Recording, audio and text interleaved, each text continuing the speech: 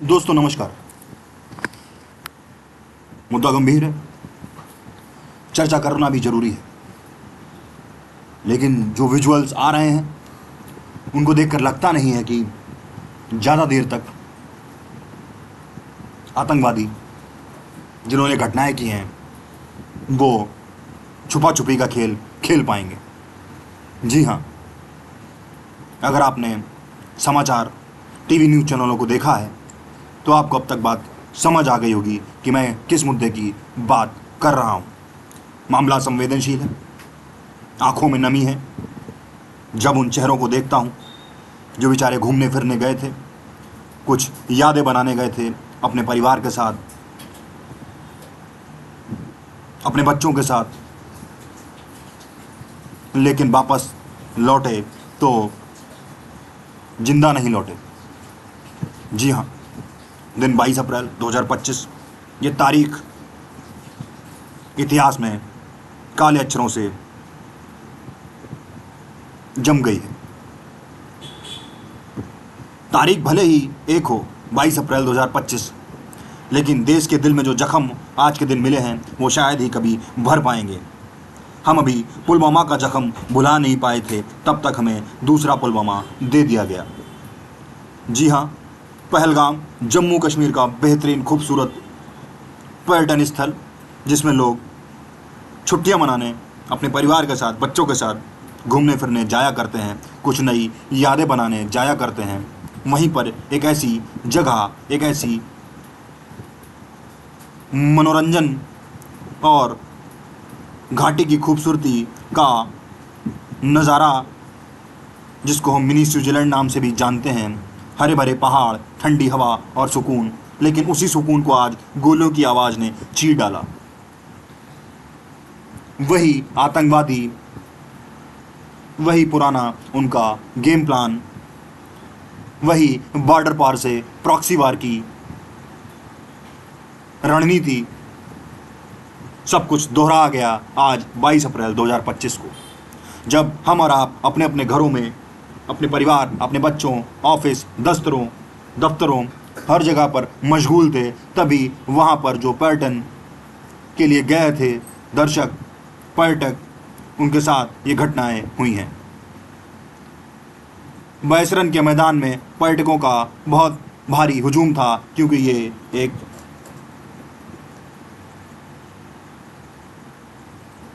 बेहतरीन जगह है। हंसी मजाक, कैमरे और सेल्फियां चल रही थी, लेकिन तभी कुछ नकाबपोश आतंकवादी आए और उन्होंने अंधाधुंध गोलियां चलाना शुरू कर दिया। जी हाँ, जो लोग अपनी वीडियो रील बनवा रहे थे उन्होंने अचानक इन गोलियों की आवाज़ को सुना और वो भागने लगे।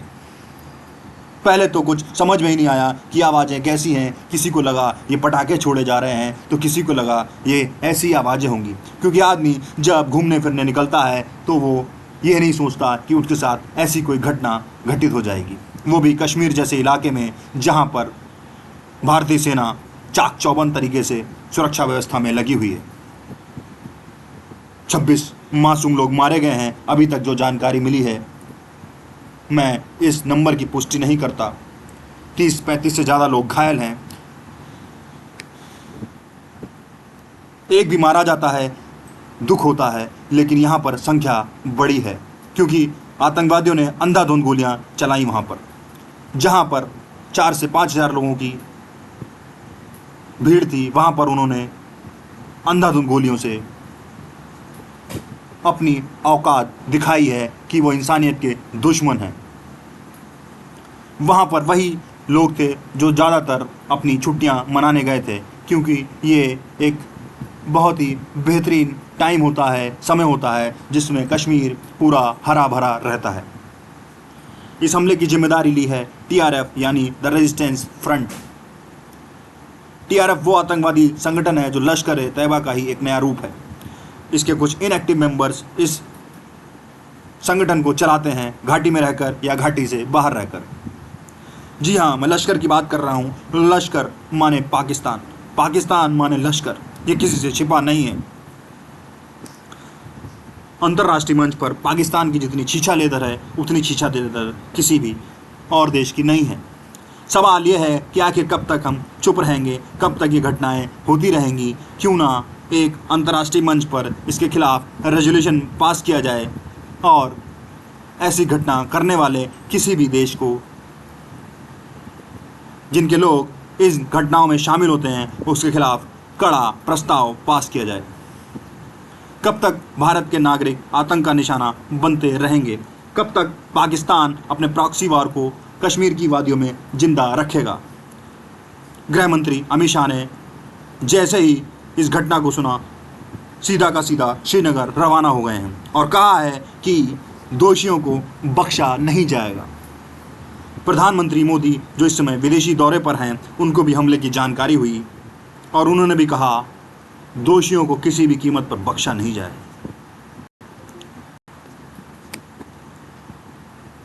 काफ़ी सारी प्रतिक्रियाएं भी आई हैं। प्रतिक्रियाएं आना स्वाभाविक है। जनता भी सड़क पर उतर आई है, आक्रोश जाहिर कर रही है,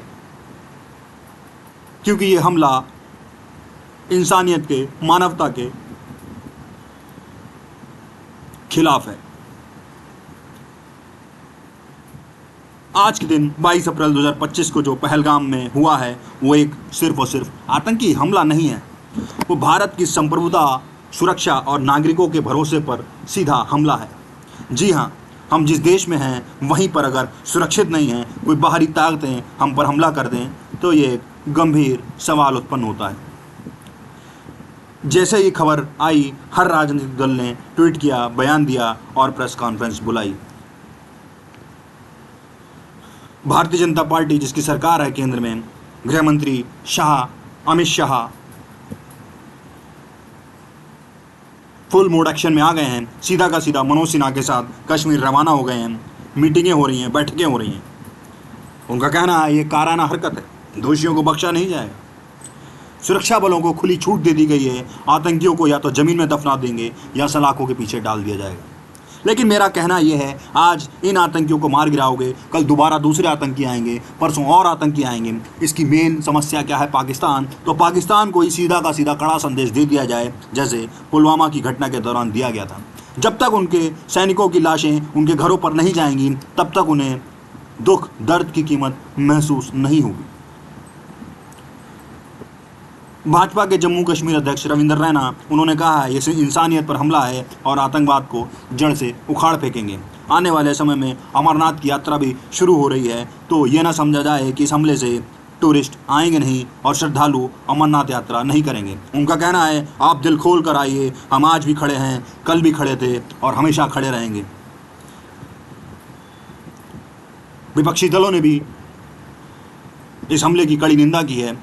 उमर अब्दुल्ला, नेशनल कॉन्फ्रेंस के नेता, ये कश्मीरियत और इंसानियत दोनों के खिलाफ है। उन्होंने कहा है, महबूबा मुफ्ती ने तो सीधा सरकार की नीति पर सवाल उठा दिए हैं, जो कि अमूमन उनका स्वाभाविक रवैया रहता है।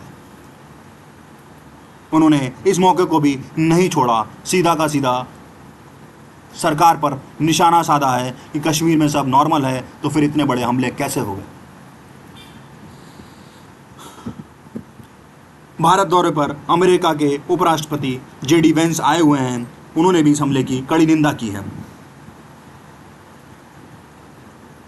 निरपराध नागरिकों पर हमले पूरी दुनिया के लिए चिंता का विषय है, यह है जेडी वेंस का कहना। मतलब ये हमला सिर्फ भारत का ही नहीं है, पूरी दुनिया की आँख खोलने वाला बन गया है। मेरे हिसाब से भारत को भी इजराइल की नीति अपनानी चाहिए। जिस तरीके से वो अपने दुश्मनों को घर में घुसकर मारता है, ढूंढ कर मारता है, वैसे ही भारत के अजीत डोभाल साहब, जो काफ़ी कद्दावर नेता हैं, जो काफ़ी कद्दावर ऑफिसर हैं, उनको प्लानिंग तो चली रही होगी। बट सवाल यहाँ पर उठता है कि हमारी सुरक्षा व्यवस्था में इतनी बड़ी चूक कैसे हो गई? इंटेलिजेंस कहाँ थी? पहलगाम जैसे सेंसिटिव टूरिस्ट जोन में हथियारबंद आतंकी कैसे घुस गए? लेकिन मानना पड़ेगा, इंसानियत को आज शर्मसार होना पड़ा, क्योंकि हमला सिर्फ एक टूरिस्ट स्पॉट पर नहीं हुआ, ये हमला भारत की आत्मा पर हुआ है। लेकिन मैं आपको बता देना चाहता हूँ कि जो लोग ये सोचते हैं कि भारत सिर्फ बयानबाजी करता रहेगा, कड़ी निंदा करता रहेगा, वो इस भूल में ना रहें। सरकार है, आर्मी है, अब तक चालें चल चुकी होंगी और तारीख भी निश्चित कर दी गई होगी कि इसका हिसाब किस दिन होगा।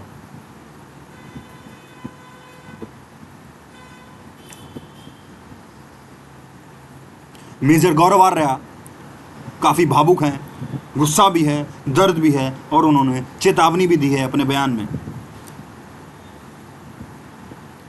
उन्होंने साफ कहा है भारत को अब डिफेंसिव मोड में नहीं अटैक मोड में जाना होगा। जो भी ताकतें पाकिस्तान से आकर भारत के लोगों की जान ले रही हैं उन्हें वहीं ख़त्म करना होगा। उन्हीं की ज़मीन पर उनको उनके घर में ही घुसकर मारना पड़ेगा, क्योंकि ये सिर्फ कायरता नहीं है, ये साजिश है। भारत अब सिर्फ आंसू नहीं बहाएगा, अब जवाब भी देगा। उन्होंने सरकार से कहा है कि वक्त आ गया है, नीति बदलो, सोच बदलो और तरीका बदलो, रिटेलिएट करो, सीधा ऑन द स्पॉट रिटेलिएट करो। स्ट्रांगली हमें रिटेलिएट करना पड़ेगा, क्योंकि जो लोग मरे हैं वो हमारे ही लोग हैं। कोई जयपुर से आया था तो कोई दिल्ली से आया था, कोई मुंबई से था तो कोई गुजरात से था। मंजूनाथ जो बेचारे अपने परिवार के साथ, अपनी बीवी और अपने बच्चे के साथ छुट्टियां मनाने आए थे, शिकारा राइड करते समय उन्होंने एक वीडियो भी बनाया और बताया कि उनको कितना अच्छा लग रहा है, लेकिन अगले ही पल पहलगाम में उनकी गोली मारकर हत्या कर देते हैं आतंकवादी। जब उनकी पत्नी ने कहा आपने मेरे पति को मार दिया है, तो आतंकवादियों ने कहा, पत्नी ने कहा कि मुझे भी मार दो जब आपने मेरे पति को ही मार दिया है। तो आतंकवादी ने कहा कि जाकर अपने वज़ीर आज़म को बता देना हम तुम्हें नहीं मारेंगे। ये कैसी भावना है, ये कैसी दुर्गंध है, ये कैसी मानसिकता है जो इस ऐसे इंसानों के अंदर आती है। क्या उन्हें जरा से भी कलक नहीं लगती कि जैसा उनका परिवार है वैसे भी जिनको मार रहे हैं उनके बीवी हैं, उनके बच्चे हैं, उनका भी परिवार है। हंसी खुशी जो लोग अपने परिवार के साथ घूमने फिरने गए थे, आज उनके परिवारों में मातम पस रहा है।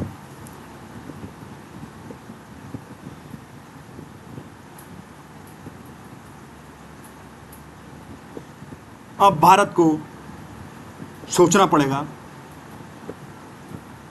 बदला तो लेना है, लेकिन कितनी जल्दी बदला लेना है वो सरकार, आर्मी और भारत की सुरक्षा एजेंसियां अपने हिसाब से तय करेंगी। क्योंकि सिर्फ कड़ी निंदा करने का अब समय नहीं है, बल्कि ऐसे हमलों को जड़ से ख़त्म करने का है। इसके पीछे के जो मेन साजिश करता हैं, जो मेन हेड हैं टीआरएफ के, इन सबको ख़त्म करके नेस्तनाबूद करने का समय है।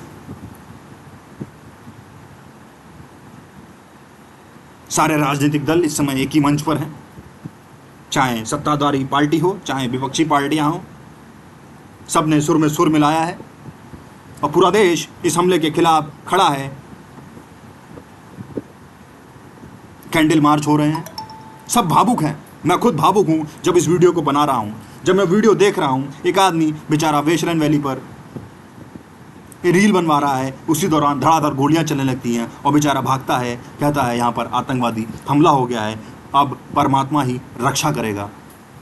जब वो वीडियो देखा तो मैं खुद कांप गया कि काश अगर मैं उस जगह पर इस टाइम होता तो मेरे साथ क्या बीत रही होती।